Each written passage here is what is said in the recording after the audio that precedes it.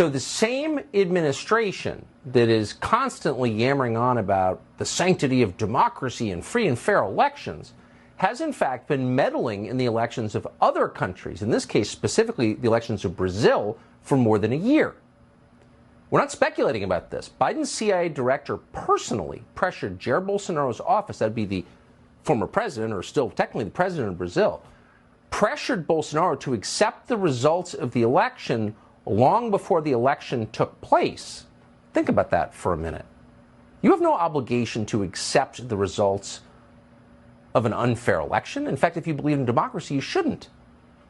But no one in Brazil is allowed to complain about it because big tech companies, which have been effectively arms of the Biden administration for 2 years, are censoring anyone who questions the election. So their candidate, Lula da Silva, supposedly won, and you're not allowed to suggest otherwise, period, or air your supposedly guaranteed right to ask about your country. A judge has also ordered that social media companies remove any posts that question the election results.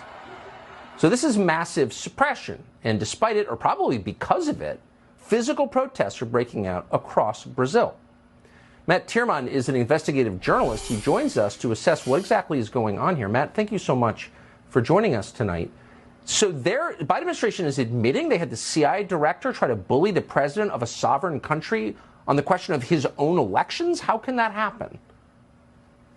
Well, they don't even think it's a big deal. It's par for the course. In fact, Bernie Sanders was talking about it on Pod Save America, the lefty podcast of former Obama administration alum.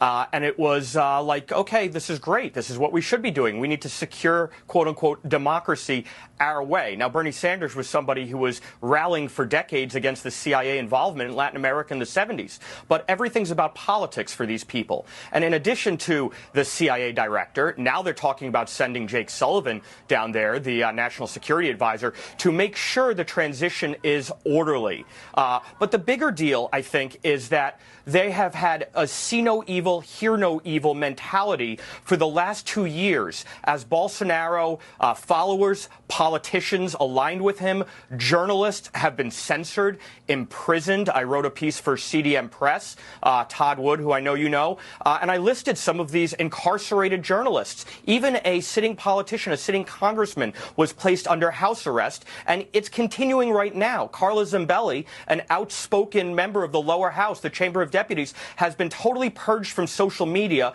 by